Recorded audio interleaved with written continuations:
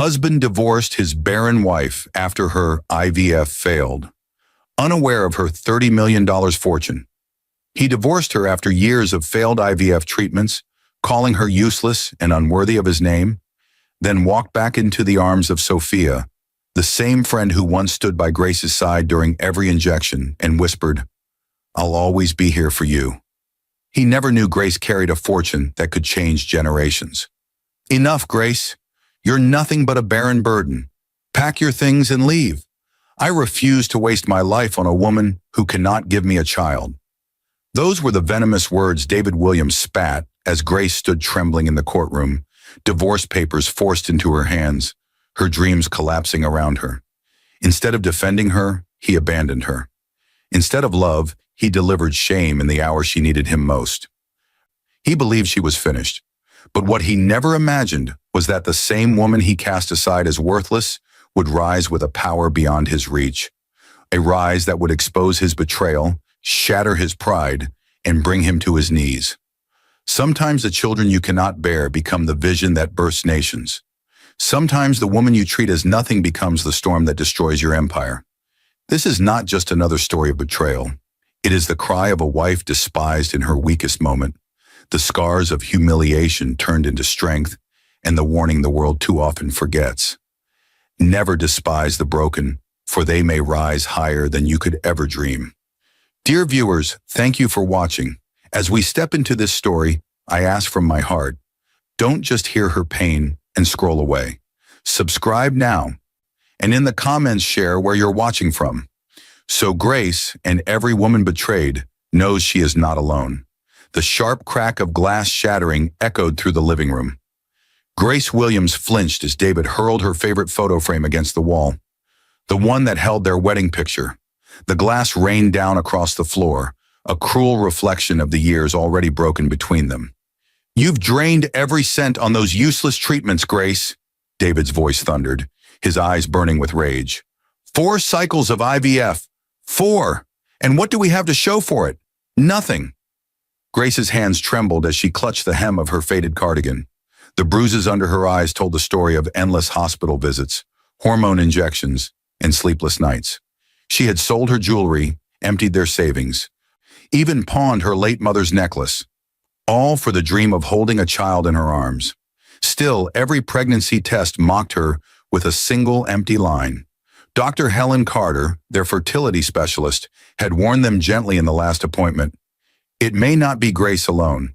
Mr. Williams, we should consider testing your fertility as well. Sometimes the issue—" But David cut her off with a bitter laugh. "Are you saying I'm the problem? Don't be ridiculous. Look at her. She's weak, barren." The word barren sliced through Grace like a blade. She lowered her head, her lips parting in a whisper no one could hear. "I tried, David. I gave everything." It wasn't just David's voice tearing her down. His father, Edward Williams, a stern patriarch with silver hair and a heart carved from stone, had made his judgment weeks earlier. "You are nothing but a barren burden to my son," he declared coldly at the dinner table, the clink of cutlery falling silent. "A Williams legacy cannot end with emptiness. David, you must think of the family name."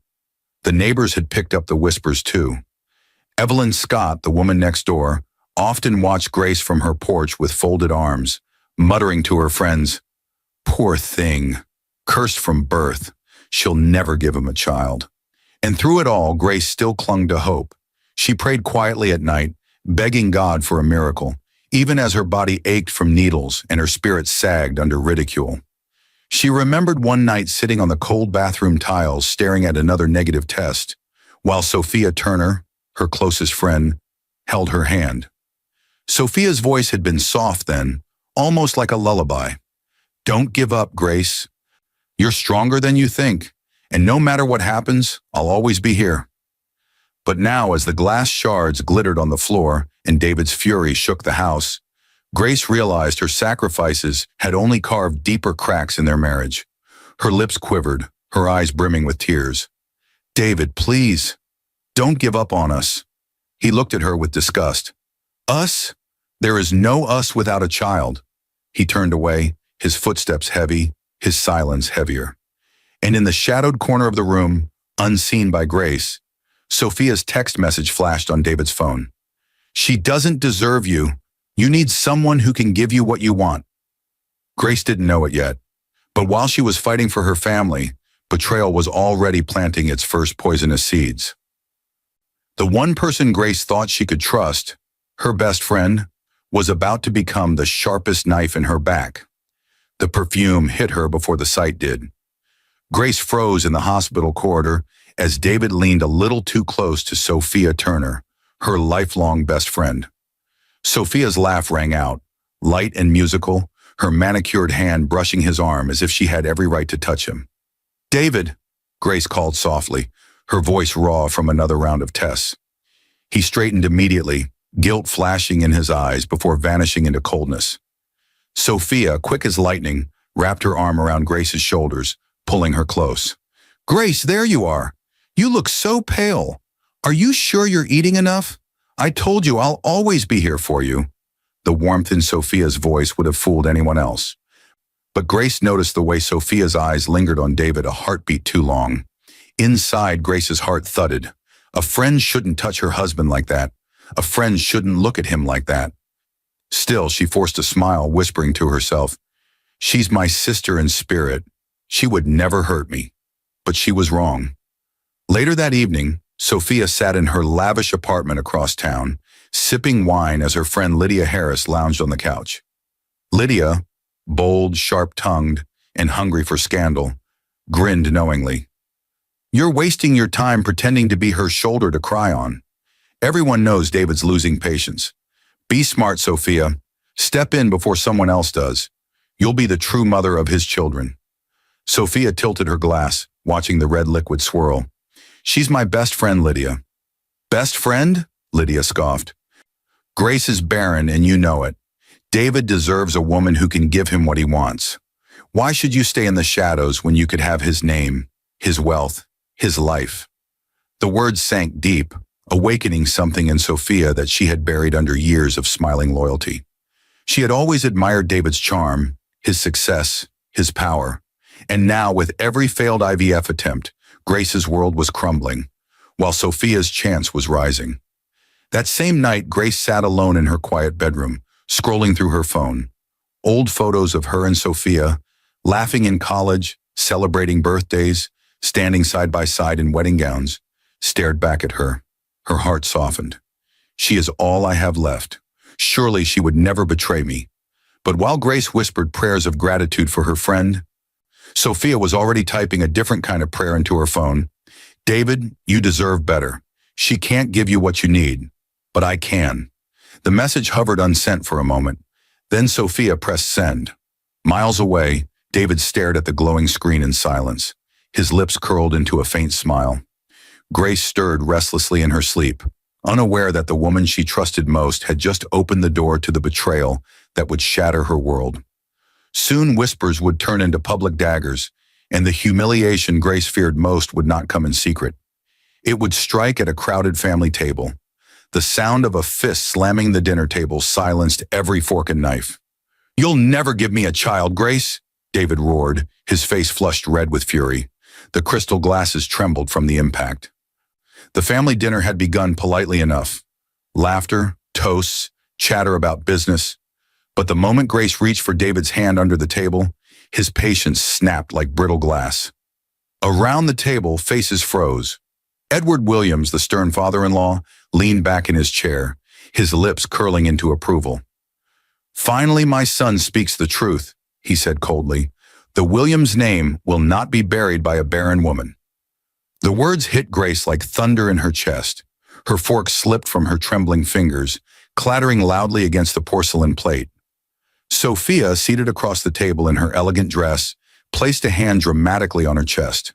Her eyes widened in false shock, but her lips fought to suppress a smirk. Beside her, Lydia Harris whispered something under her breath and stifled a laugh. Grace's vision blurred with tears as she looked around the table for one kind face. None came. Evelyn Scott, the nosy neighbor invited to dinner as a family friend, shook her head with a mocking sigh. "I told everyone in the neighborhood, didn't I? Poor thing can't give him children. What a curse." Grace's heart twisted. She wanted to defend herself, to tell them about the endless injections, the sleepless nights, the way she had begged God to fill her empty womb. She wanted to shout the truth. It's not all my fault. The doctor said David might be part of the problem too, but her lips stayed frozen. Speaking would only bring more shame. She stared down at her plate, her appetite gone, the roasted chicken and wine blurring together. In her silence, memories rose. Pawning her jewelry, signing over her savings. The bruises on her arms from IVF needles. She had carried the weight of hope alone, only to be called useless in front of everyone. Her heart whispered, "Why does love vanish when you are at your weakest?"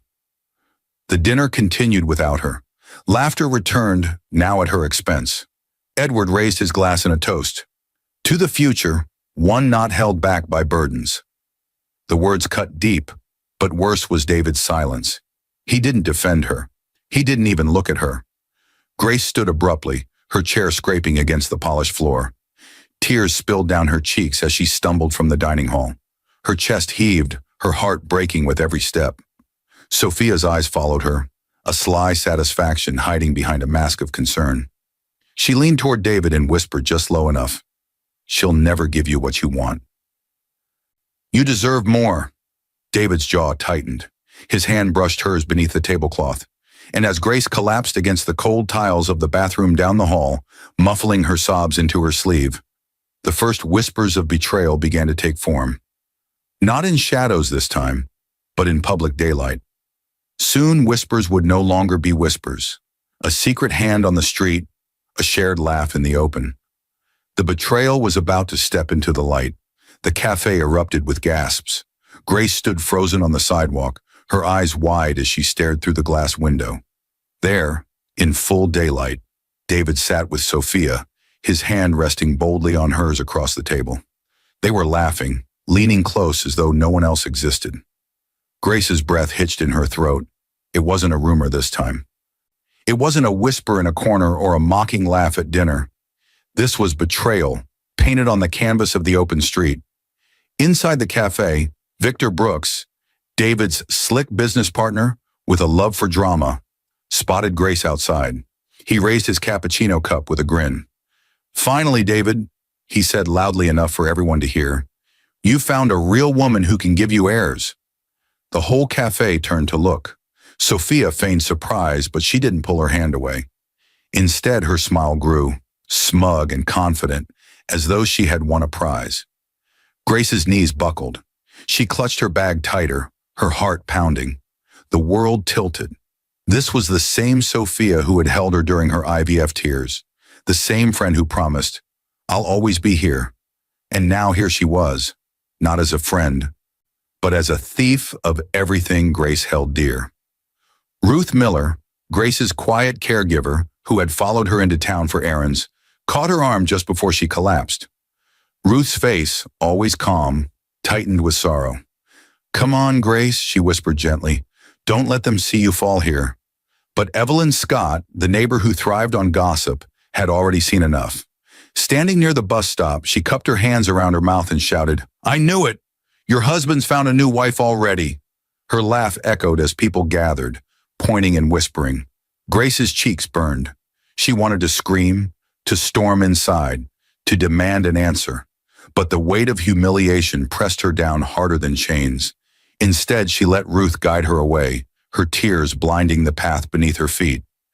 Back home, Grace curled on the couch, staring blankly at the empty cradle in the corner of her bedroom, the one David had bought during their first IVF attempt. "For the baby we'll welcome," he had said. Now it mocked her, a hollow emblem of promises broken. She whispered to herself, "Why wasn't I enough? Why did love vanish so easily?"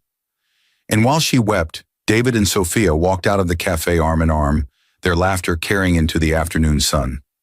David didn't know it yet, but the first open betrayal had been witnessed not just by Grace, but by dozens of eyes. Eyes that would carry the story into every corner of their city.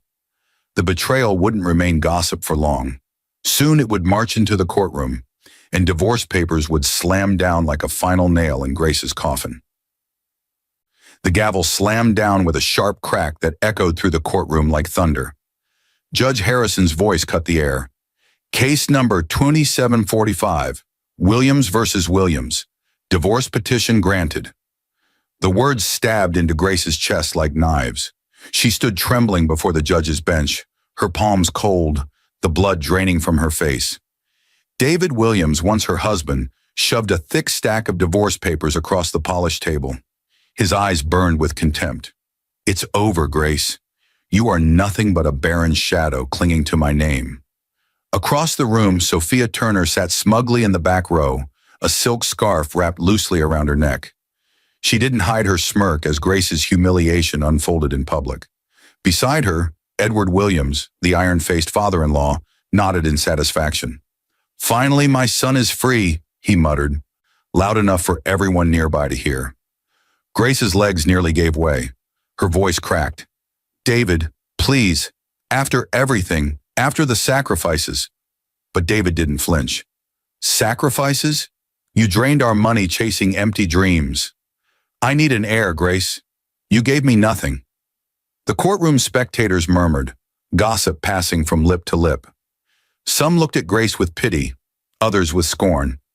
Evelyn Scott, who had somehow secured a front row seat, leaned toward her friend and whispered with a mocking grin, "See? Even the law can't save her." Margaret Cole, the poised lawyer assigned to oversee the estate later, sat quietly in the corner, observing. Her sharp eyes softened briefly as they fell on Grace. Though her official role had not yet been revealed, she knew this broken woman's story was far from finished. As Judge Harrison stamped the decree, Grace's tears fell freely. The echo of the gavel marked the burial of her marriage, her dignity, and her years of sacrifice. Outside the courtroom, cameras flashed. Reporters shouted questions about David's future, Sophia's involvement, and Grace's humiliation. David pulled Sophia close, flaunting her on his arm. "This is the woman who will give me the future Grace could not," he declared proudly. Grace froze on the courthouse steps, her body shaking as the whispers swirled. How could the man who once promised forever turn me into a spectacle? Ruth Miller, her quiet caregiver, pressed a steadying hand on her shoulder. "Hold on, Grace, don't break here. Not in front of them." But as Grace looked at Sophia's triumphant face, Edward's approving grin, and David's arm wrapped around the woman who had been her closest friend, her heart cracked once more. Her lips trembled as she whispered to herself, "I've lost everything." Yet somewhere deep inside, a faint flicker of defiance stirred. Because what Grace did not know was that her story was not ending. It was only shifting. Alone and disgraced, Grace would soon find herself drowning in silence, mocked by neighbors, abandoned by family, and left with nothing but despair. But in that darkness, the first light of her destiny was preparing to break through. The door slammed shut behind her with a hollow boom, echoing through the empty house like a cruel reminder. Grace Williams stumbled into the silence of her once lively home, clutching the divorce decree in her shaking hand. The papers slipped to the floor, fluttering like ashes, ashes of a marriage burned to nothing. She collapsed onto the rug, her sobs breaking through the stillness. The laughter that once filled these walls was gone. The cradle in the corner mocked her again, its polished wood shining under the weak sunlight. It had never held a baby, only dust and broken dreams. Her phone buzzed on the coffee table.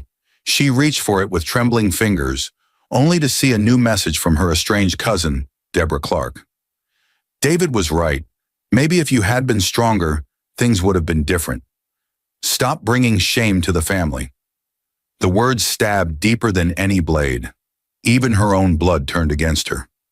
Grace threw the phone aside, curling into herself. She remembered the court, the flash of cameras, the whispers of neighbors. She remembered Edward's satisfied smirk, Sophia's triumphant eyes, David's cruel dismissal. The memory replayed until she thought she might lose her mind.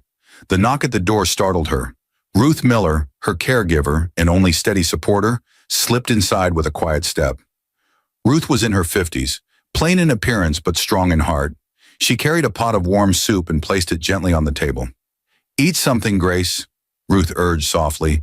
"Don't let their cruelty starve you."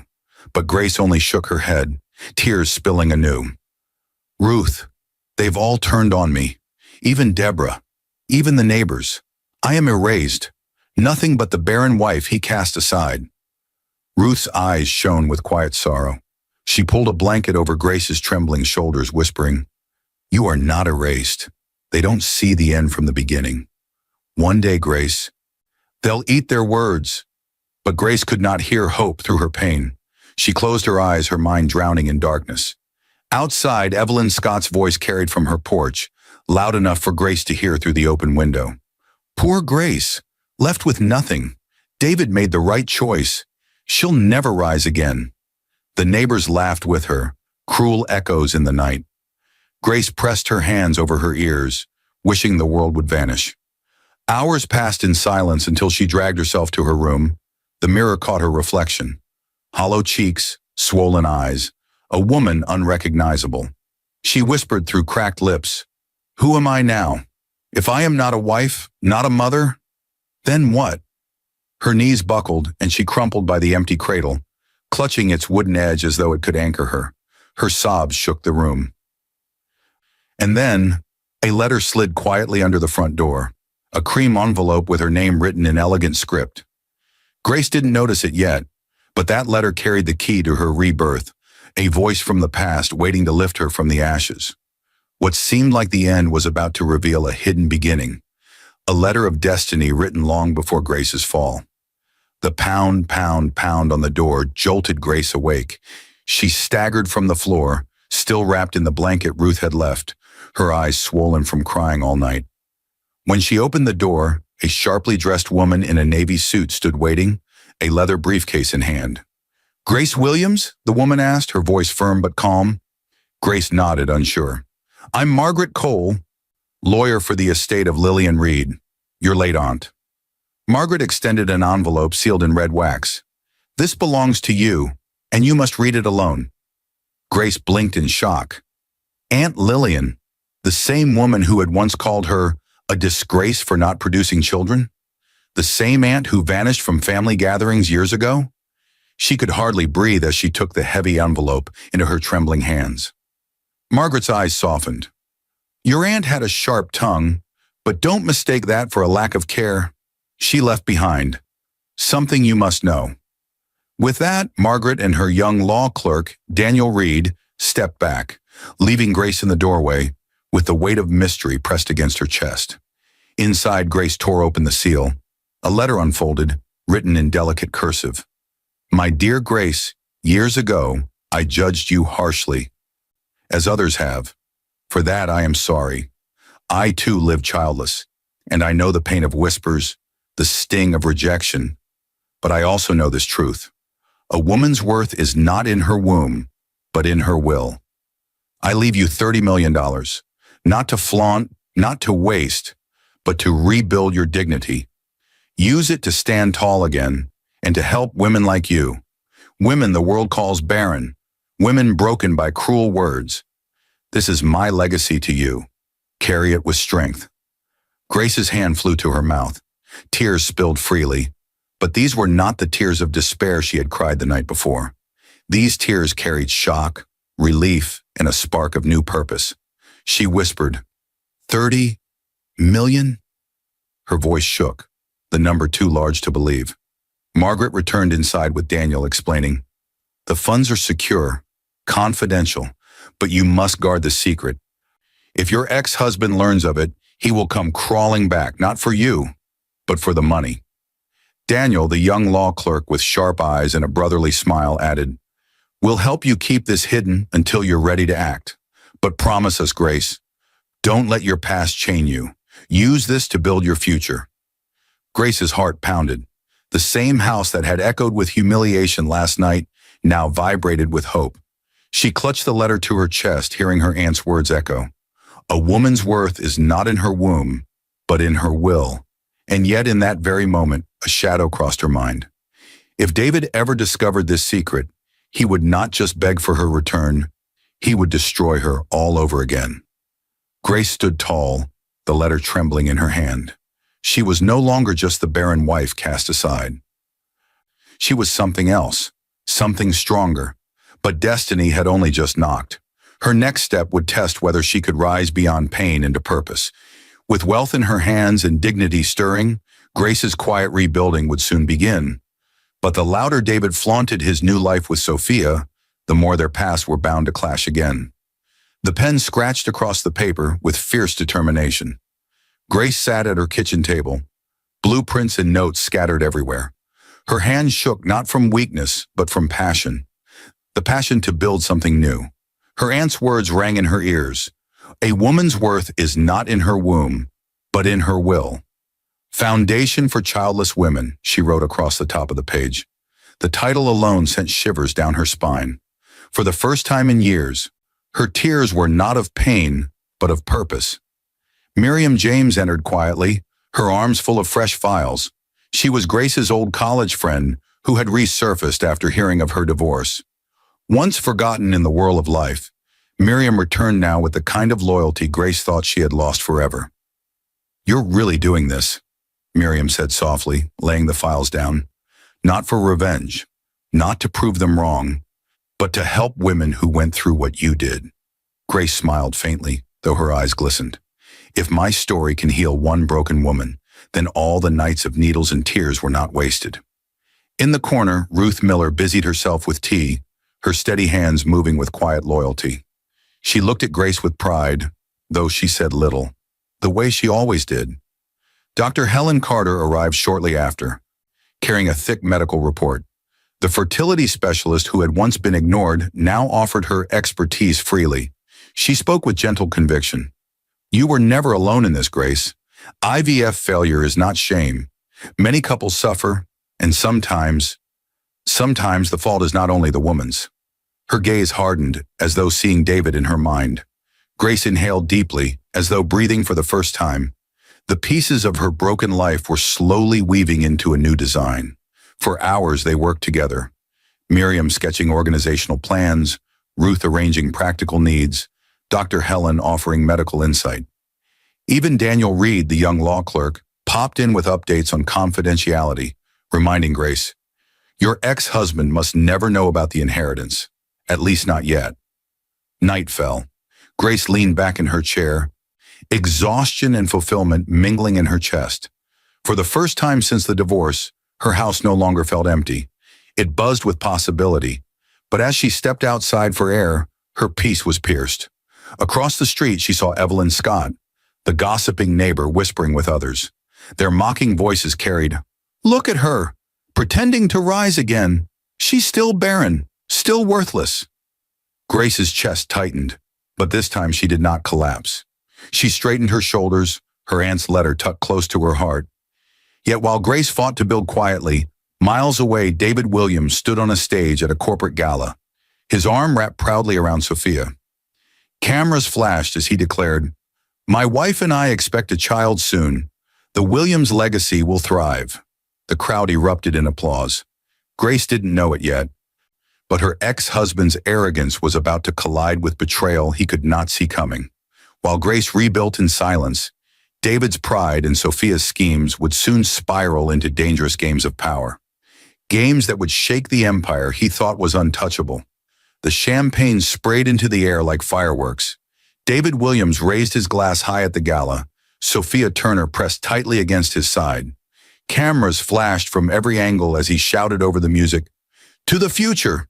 My wife Sophia and I are expecting a child. The Williams name will live on." The crowd erupted with applause and cheers. Victor Brooks, David's flashy business partner, clapped him on the back, laughing loudly. "That's it, David. Finally on air. Investors love good news. Your empire will only grow stronger now."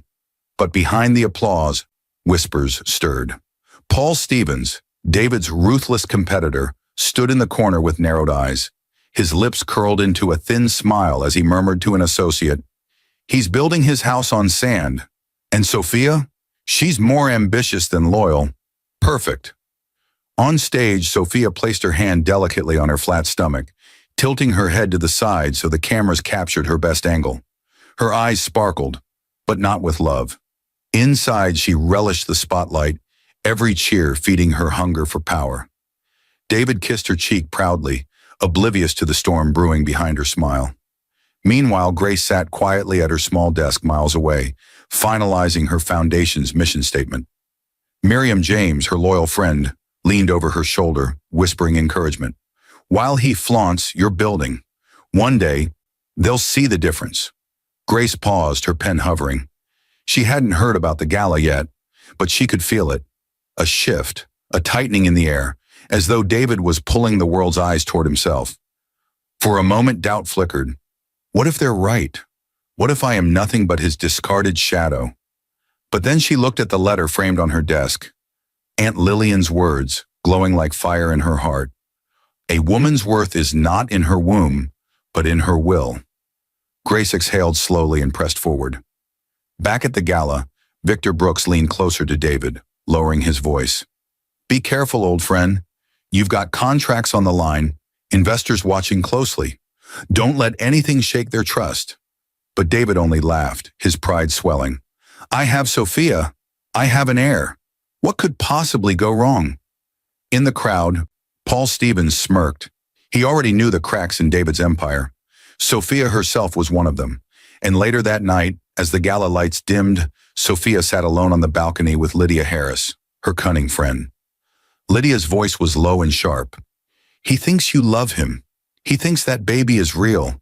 But you and I know better. You deserve more than David's crumbling empire. You could have it all, with the right man. Sophia's lips curved into a secret smile, her eyes glittering in the dark. Maybe it's time I make a bigger move. Inside, David raised another glass to himself, drunk on applause, blind to the knife his mistress was already sharpening. Sophia's hunger would not stop at David's arm. With Lydia's whispers and Paul's schemes, she was about to begin a plot that could destroy the very empire David thought untouchable. The wine glass shattered against the marble floor. Sophia Turner hurled it across her penthouse living room, her chest rising and falling with fury. He paraded me around like a trophy, she snapped to Lydia Harris, who lounged on the couch with a smug grin. But all he talks about is legacy, legacy, legacy, as if I exist only to carry his child. Lydia smirked, flipping her hair. And the joke is, you're not even pregnant. Sophia's lips curled into a dangerous smile. Exactly. And yet the whole city believes it. David believes it. I hold the power, Lydia. But why should I waste it on a man whose empire is already crumbling? The doorbell chimed. Lydia opened it to reveal Paul Stevens, David's sharp-eyed rival, stepping in with a confident stride. He carried a folder of contracts under his arm, his smile like a blade. David is careless, Paul said smoothly, laying the papers on the table. His business is leaking from every corner. But with your help, Sophia, I can strip his contracts, his investors, his empire. You'll walk away wealthier than you ever dreamed. Sophia leaned forward, her eyes gleaming. And in return, Paul chuckled darkly. In return, I watch him choke on his pride. You get your freedom and your fortune. For a moment, Sophia hesitated. David had been her ticket to wealth and status, but his arrogance was suffocating. Now, with Paul dangling promises and Lydia urging her on, the temptation grew irresistible. Later that week, another door opened, this time to Anthony Blake, a wealthy investor with a reputation for discarding women as easily as he collected them. He took Sophia's hand at a private dinner, his eyes sweeping over her like she was already his possession. David is small change compared to me, Anthony said, his voice dripping with confidence. I can give you more than money, influence, power, everything you've ever wanted. Sophia's heart pounded. She smiled, sipping her wine slowly. And what happens to David? Anthony smirked. He collapses, and when he does, you'll be standing on his ashes, with me. Sophia leaned back, her silk dress shimmering under the candlelight. In her mind, David was already falling, his empire already broken. She would not go down with him. She would rise higher. But as she whispered yes to Anthony's offer, her phone buzzed with a message. It was David. Sophia, come home. I need you tonight. The contracts are slipping. I can't lose you now. Sophia stared at the words, a laugh escaping her lips. The man who once sneered at Grace's tears was now drowning in fear. And he had no idea the woman he trusted was the one pulling him under. As David's empire began to crack, desperation would drive him back to Grace's door. Not for love, but for the wealth he suspected she might be hiding. The pounding on the door rattled the whole house. Grace froze in the hallway, clutching Aunt Lillian's letter to her chest. Ruth Miller hurried from the kitchen, her eyes narrowing at the sound. "Don't answer, Grace. Whoever it is, they don't bring peace." But the pounding grew louder. "Grace, open this door!" That voice, her breath caught in her throat. David Williams. When she finally opened it, David stood there, his hair unkempt, his once polished suit wrinkled. His eyes darted nervously, but his mouth curved into a smile that did not reach them. "Grace," he said, softening his voice, "I just wanted to see you, to make sure you're okay." The lie dripped like poison. Grace's body stiffened, her knuckles white against the doorframe. "You made sure I wasn't okay the moment you handed me those divorce papers." David stepped inside uninvited, his cologne masking the sweat of his fear. He looked around, scanning the house with hungry eyes. "I've been thinking. Maybe I was too harsh. We had good years, didn't we?" Grace swallowed hard. She remembered the wedding vows, the nights of laughter before the IVF pain, the dreams they once shared. For a flicker of a moment, her heart twisted with old memories. But then the images of Sophia's hand in his father's cruel words, the courtroom humiliation, all of it flooded back. "You didn't think of good years when you flaunted Sophia in front of the world," she whispered. David's smile faltered. He leaned closer, lowering his voice. "I just want to know you're okay, that you're managing." His eyes flicked to the unopened files on her desk. "Tell me, Grace, how are you affording this new project?" Her chest tightened. He didn't come for her heart. He came for her inheritance. Daniel Reed, the young law clerk, arrived just in time, carrying documents for Grace's foundation. His sharp eyes caught the tension instantly. He stepped between them. "Mr. Williams," Daniel said firmly, "Grace has no business with you anymore. If you have questions, direct them through legal channels." David's jaw clenched, his mask slipping. For a moment, the charm vanished and the bitterness returned. "You think you're better than me now, Grace?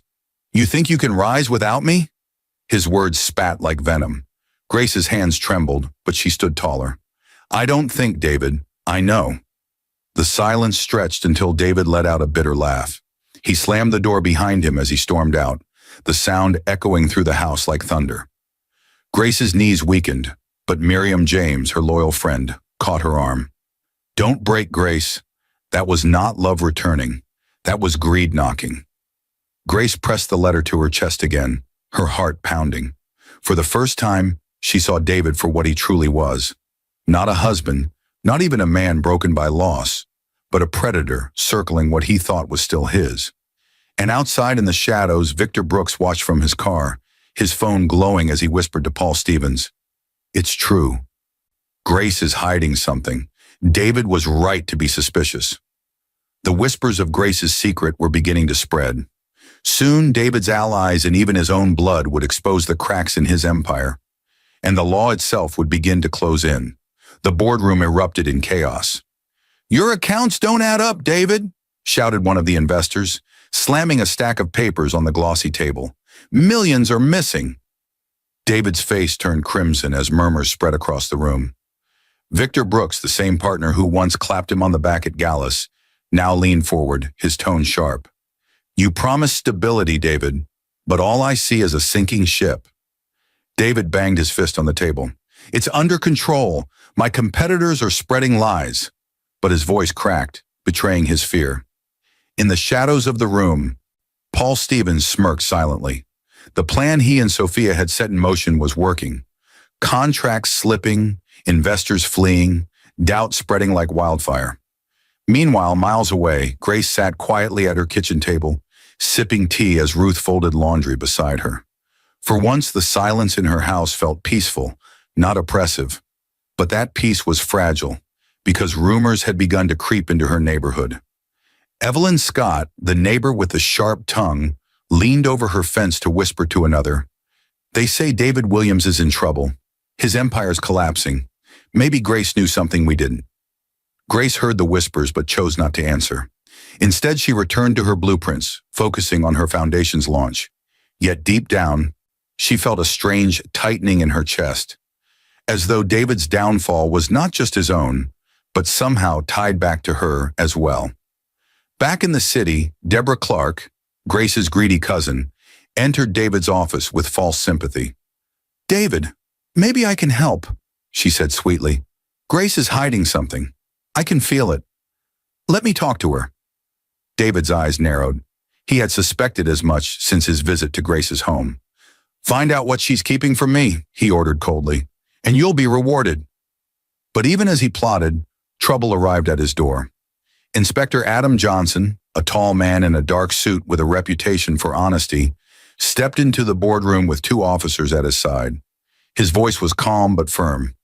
"David Williams, we've received complaints of fraud and financial mismanagement. Consider yourself under investigation." Gas filled the room. Victor Brooks quietly slid his chair back, already preparing to distance himself.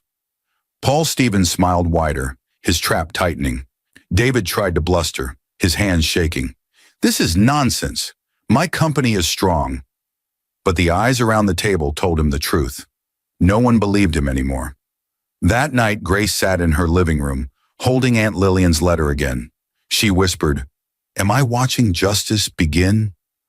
For the first time, she allowed herself to hope that the man who had crushed her might finally face the weight of his own cruelty. But hope came with fear, because as David's empire cracked, his desperation would only grow, and desperate men were dangerous. As contracts collapse and the law digs deeper, David's carefully built empire is about to crumble, and with it, the last fragments of his pride. The courtroom doors burst open as reporters swarmed like vultures. "David Williams under investigation for fraud," they shouted, cameras flashing wildly. David shoved past them, sweat dripping down his temples, his once proud stride reduced to a frantic stumble. Inside, Judge Harrison banged his gavel, the same man who had finalized David's divorce from Grace months earlier. "Order! Order in the court!" His voice carried a heavy weight. "David Williams, due to evidence of financial misconduct, this court authorizes the freezing of all your assets pending investigation." The words dropped like a bomb. Gasps rippled through the room. Edward Williams, David's father, clutched his chest in disbelief. "This can't be happening," he whispered hoarsely. "My son, the Williams legacy." Victor Brooks, once David's cheerleader, quietly slipped out a side door, his phone already buzzing with new business opportunities elsewhere. He would not drown with a sinking ship. Paul Stevens, standing near the back, allowed himself the faintest of smiles. Every thread he had pulled with Sophia was unraveling perfectly. David slammed his fist on the bench, his voice breaking. "This is a setup. I built this empire with my own hands." But Inspector Adam Johnson stepped forward calmly, his badge glinting under the courtroom lights. "And now you'll answer for how you built it." Across town, Grace received the news from Miriam James. The headlines flashed across the small television in her kitchen. "Williams' empire in crisis, assets frozen." Grace stared at the screen, her heart conflicted. Part of her wanted to rejoice. Justice was finally reaching the man who had crushed her spirit. But another part trembled, because she knew David's pride would not let him fall quietly. She whispered to herself, "He'll come back. Not for me, but for what I carry." Her hand tightened on Aunt Lillian's letter. Meanwhile, Edward stormed into David's private office, his voice like thunder. "You let a woman destroy you." He spat the words with venom. "First Grace, now Sophia, and look at you, humiliated before the world. You are no son of mine." David dropped heavily into his chair, his face pale, his empire collapsing around him. Sophia was nowhere to be found. Her phone went unanswered, her seat at the boardroom empty. Panic clawed at his chest as realization dawned. Even she was slipping away. Judge Harrison's gavel echoed again, finalizing the asset freeze. Reporters rushed outside, feeding the city's hunger for scandal. And that night, in the dark silence of his mansion, David whispered into the emptiness, "I've lost everything." But he was wrong. He had not yet lost Sophia, and what she was about to do next would carve the deepest wound of all. As David's empire collapsed, Sophia's betrayal was about to cut deeper than any court ruling, and when she walked away, she wouldn't leave quietly. The front door slammed so hard it rattled the windows. David stormed into his mansion, his tie torn loose, his face twisted with rage. "Sophia!" he roared. "Where are you?" But the silence that answered him was deafening. No footsteps, no sweet voice, no false promises, just emptiness. On the table lay a note scrawled in elegant handwriting. "David, you were never enough. Your empire is collapsing, and I will not sink with you. Anthony Blake offers me more than you ever could. Don't look for me. Don't call me. You're finished. Sophia." David's knees nearly buckled. His hands trembled as he crushed the paper in his fists. "No," he whispered, his voice cracking. "She wouldn't, but she had." Miles away in Anthony Blake's glittering penthouse, Sophia Turner reclined on a velvet couch, a glass of champagne in her hand. Lydia Harris stood beside her, grinning like a cat who had cornered the mouse. "You've done it, Sophia. You've traded a sinking ship for a golden yacht." Sophia smirked, her eyes glistening under the crystal lights. "David was useful, but Anthony is destiny. I was never meant to play second to Grace, or to anyone." But as Anthony Blake entered the room, tall and cold-eyed, Sophia's smirk wavered. He kissed her hand lightly, but his words dripped with ice. "Don't get comfortable. Women come and go, Sophia. I don't keep broken toys for long." Sophia's chest tightened. For the first time, fear flickered in her eyes. Lydia noticed it and quickly looked away, sensing her friend's gilded escape might already be rotting from within. Back in the mansion, David sat alone in the dark, the crushed note still clutched in his hand. His mind spun with images, Sophia laughing at his side, Sophia whispering promises, Sophia walking away with Anthony. His pride shattered like glass, and outside, neighbors whispered again. Evelyn Scott stood at her gate, shaking her head. First Grace, now Sophia. He thought he was a king, but he's nothing now. Nothing. Even Gloria Hill, a notorious socialite who once envied Sophia's rise, laughed openly at the scandal. "So much for the great Williams dynasty," she mocked at a dinner party. "He was left by both women, one barren, the other greedy." But while the city mocked, Grace sat quietly in her home, her foundation plans complete, her dignity rising like dawn. Ruth smiled as she poured tea, murmuring, "See how the tables turn, Grace. You planted hope in silence, while they planted betrayal in pride." David buried his face in his hands, his voice breaking into the night. "Grace, forgive me. I made a mistake." But the mistake was larger than he could imagine, and soon he would come crawling back to the woman he once destroyed. David's pride was shattered, Sophia was gone, and his empire was dust. But his path wasn't finished, because his knees would soon bend before Grace, and the world would witness her final triumph. The knock shook the house like thunder. Grace rose slowly from her chair, the sound of her foundation's opening ceremony still echoing in her ears. When she pulled the door open, she froze. There he was, David Williams. But not the man she once knew. His suit was wrinkled, his eyes hollow, his once confident shoulders hunched in shame.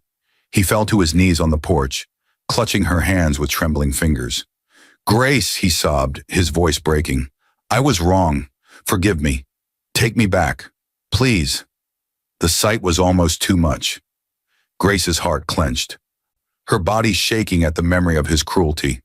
She saw again the broken photo frames, the courtroom humiliation, Sophia's mocking smile, Edward's cold words. She remembered every wound he had carved into her soul. And yet she also saw the faces of the women her foundation would serve. Women mocked as barren, women abandoned, humiliated, and cast aside. She was no longer just Grace, the discarded wife. She was Grace, the voice for every broken woman. Her tears glistened, but her voice was steady. "David, you divorced me when I was broken. You called me barren, a burden, a shame. You threw me away. And now you come back, not out of love, but because you've lost everything." David clutched her dress, his voice frantic. "Please, Grace, I don't care about the money. I don't care about the empire. I just need you." But Grace's eyes narrowed.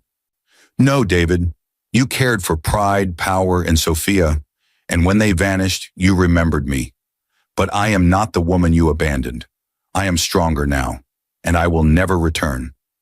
The door creaked as she stepped back, her dignity radiating like fire. Behind her, Miriam James, Ruth Miller, and Dr. Helen Carter stood silently, witnesses to her strength. Margaret Cole, her lawyer, nodded approvingly, while Daniel Reed placed a protective hand on her shoulder. David collapsed fully onto the porch, sobbing into his hands. "Don't leave me like this." Grace's voice was soft, yet it carried the weight of thunder. "I don't leave you, David. You left me long ago." She closed the door. Moments later, the city erupted with headlines. Grace Williams launches 30 million foundation for childless women. At the ceremony, Grace stood tall before the crowd, unveiling the foundation's emblem, the once empty cradle, repurposed as a symbol of dignity and rebirth. Pastor Samuel Green raised his hands, blessing her work. "This is not barrenness. This is destiny fulfilled." The crowd erupted in applause, their cheers drowning out the whispers of the past. Even Evelyn Scott, once a mocking neighbor, stood silent in awe. And somewhere in the crowd, Deborah Clark, Victor Brooks, and Edward Williams lowered their heads in shame as the truth became undeniable. The woman they had despised rose higher than them all. Grace smiled through tears, her heart steady, her aunt's words etched forever in her soul. A woman's worth is not in her womb, but in her will. The story closed, not with vengeance, but with dignity, not with bitterness, but with justice, not with shame, but with triumph. Because for every woman broken, humiliated, or cast aside, Grace's story was no longer just her own. It was a warning, a light, and a legacy that would echo far beyond David's fall.